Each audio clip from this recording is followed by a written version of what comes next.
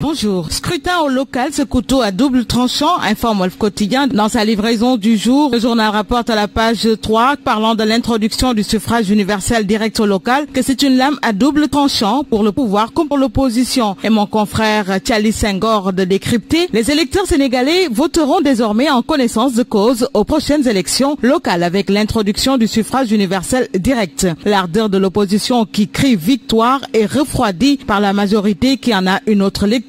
Mais retenez que l'opposition se réjouit particulièrement d'un point électoral issu du dialogue politique tant décrié par certains de ses membres. Il s'agit de l'adoption du suffrage direct universel devant permettre désormais aux populations de connaître leur futur maire avant les élections. Le journal de citer justement Cheikh Mamadou Dia, le consensus sur le principe de l'élection du maire au suffrage universel direct à lui tout seul justifie notre participation au dialogue politique. Cheikh Mamadou Dia de prédire qu'avec cette nouvelle donne, la majorité des maires de l'APR vont tomber. C'est la raison pour laquelle, explique-t-il, Macky Sall cherche à éviter les listes parallèles dans Benno Bokk Yakaar. Avec la guerre déclarée entre Abdoulaye Wilane du Parti Socialiste et Abdoulaye Seydou Sow de l'APR, la situation dramatique entre guillemets de Dakar entre Abdoulaye Diouf Sarr, Amadou Ba et autres larrons cachés. De noter toujours mon confrère Thialy Senghor, Macky Sall sait que c'est loin d'être joué. À cela, ajoute-t-il, Thiers sera aussi à surveiller parce que Talla Sylla a déjà annoncé sa candidature alors qu'il ne s'entend pas avec Idrissa Seck, qui malgré les déboires hérités de son ralliement à Macky Sall, garde encore une grande influence auprès de certains électeurs. Autre information dans Wolf Quotidien, il s'agit de la société civile qui réclame la suppression des articles L31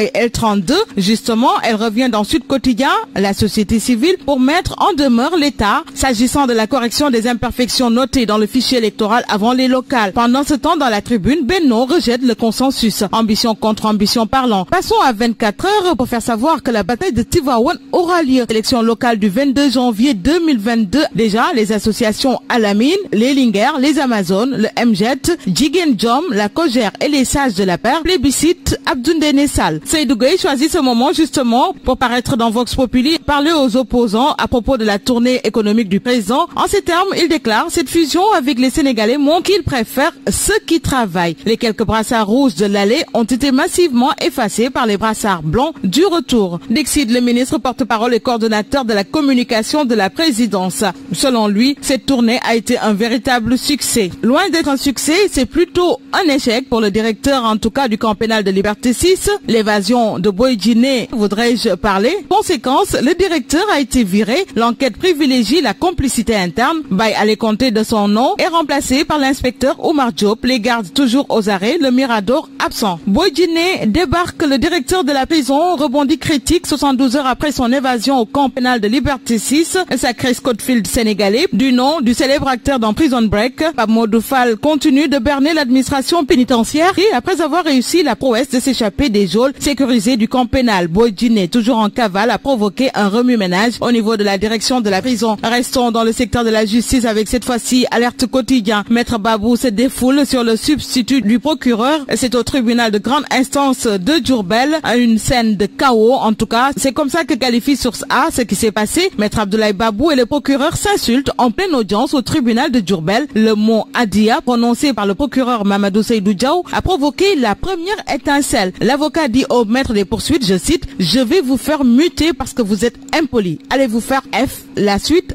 à deviner. Et puis le procureur qui rétorque: allez vous faire F vous également, je vous voue un grand respect, mais si vous m'insultez, je vous le renvoie. Maître Babou vide la salle d'audience de son public et rentre avec le prévenu. Des fidèles mourides tombent en transe. Libération pendant ce temps ouvre sur l'affaire de l'agent du GMI, Lat Grandiaï, tué lors d'un contrôle à Rufisque. Les très graves révélations de l'enquête. Retenez, âgé de 19 ans et élève en classe de première L2, Mamadou Diop, le conducteur de la voiture n'avait pas le permis. Comment les enquêteurs ont appréhendé les mises en cause grâce au cahier de cours oublié dans le véhicule par Mansour Diop, élève en classe de seconde L. Le contrat de location et le CMC de la BMW étaient faux. Le concessionnaire Cheikh Tidiane Dia ainsi que les transitaires Seydou Koné et Pape Demba Wade arrêtés. Poursuivons avec Rewmi Quotidien pour parler de la fameuse épreuve anglais-gay. L'auteur du sujet relevé de ses fonctions, Obaldé, de son nom, muté à la DRH, ministère de l'Éducation nationale. S'interroge mes confrères. Parlons de tout à fait autre chose. il s'agit de ce péril sur les Niayes. C'est Enquête qui livre l'information. Agriculture et autosuffisance alimentaire. Le grenier se vide à cause de la raréfaction de l'eau et du péril foncier. Et nous passons au sport avec Stade tout d'abord. Copa América désigné pays hôte.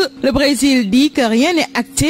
La confusion règne. Deuxième galop hier à la Dior. Travail collectif des Lions en 4-3-3. Sunulam, Balagaï 2 contre Me, Bombardier contre Me. Gaston décroche 2 revanches de rêve. Bonne lecture à tous.